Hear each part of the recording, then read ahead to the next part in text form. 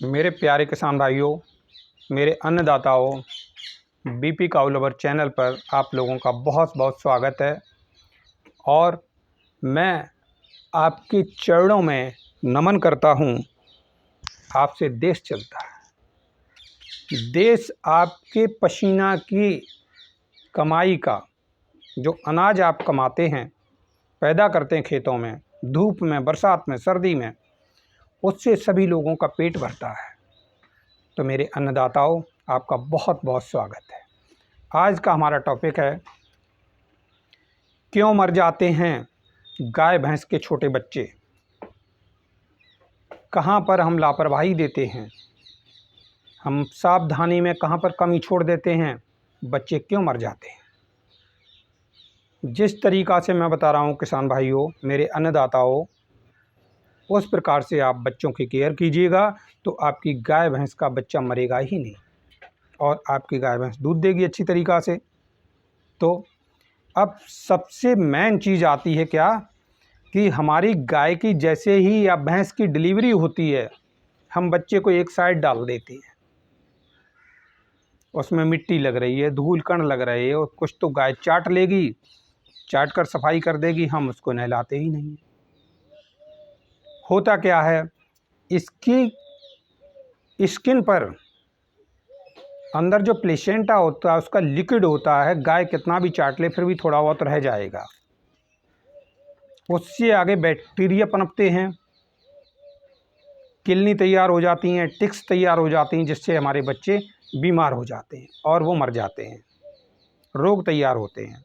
हमें क्या करना चाहिए, जैसी ही हमारी गाय या भैंस ने बच्चा दिया, हम तुरंत ही, उससे पहले यानी कम से कम 30 लीटर पानी गर्म करके रख लेंगे और उस पानी में करीब करीब 200 ग्राम नीम के पत्ते खौला लेंगे।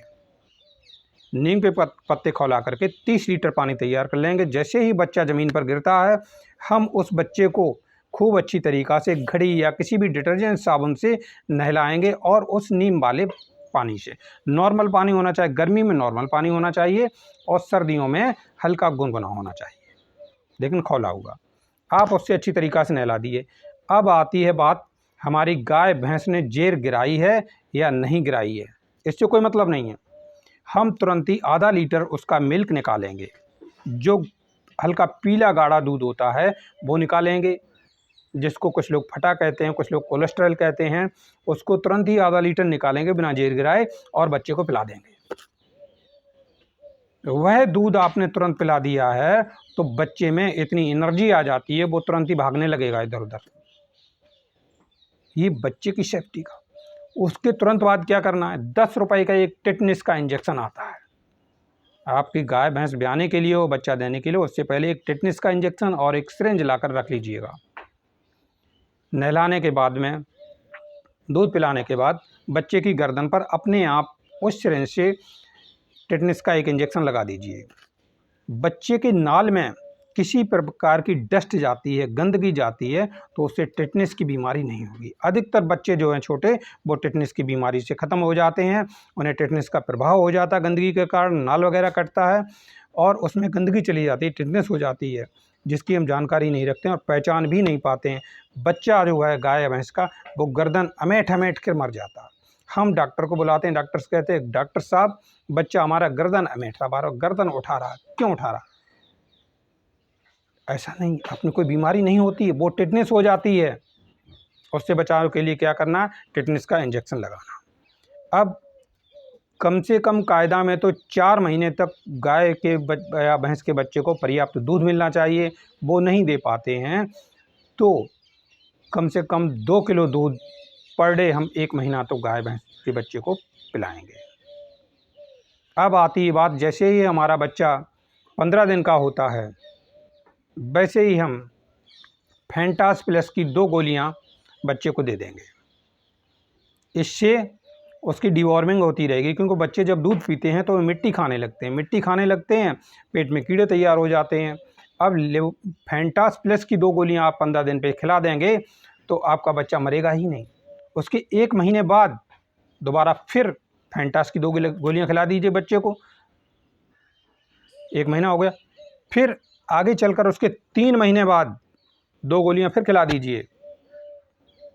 6 महीने का जैसे बच्चा हो जाता है, उसके बाद आप एल्बेंडाजोल है या फेंडिकाइंड है, कोई भी किसी भी प्रकार की डिवार्मिंग की गोली दे सकते हैं। इतनी तो आपको ये बच्चे की सावधानी बरतनी है।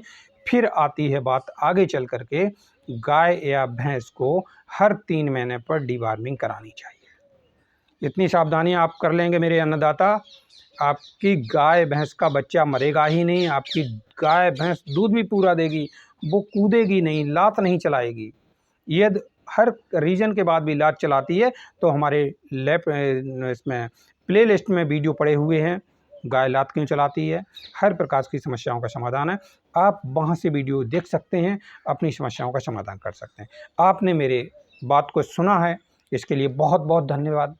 और प्लीज़ यदि हमारे चैनल पर नए हैं तो मेरे अन्नदाता मेरे चैनल को सब्सक्राइब कर लीजिएगा। फिर आते हैं हम अगली नई समस्या और समाधान के साथ। तब तक के लिए जय राम जी की।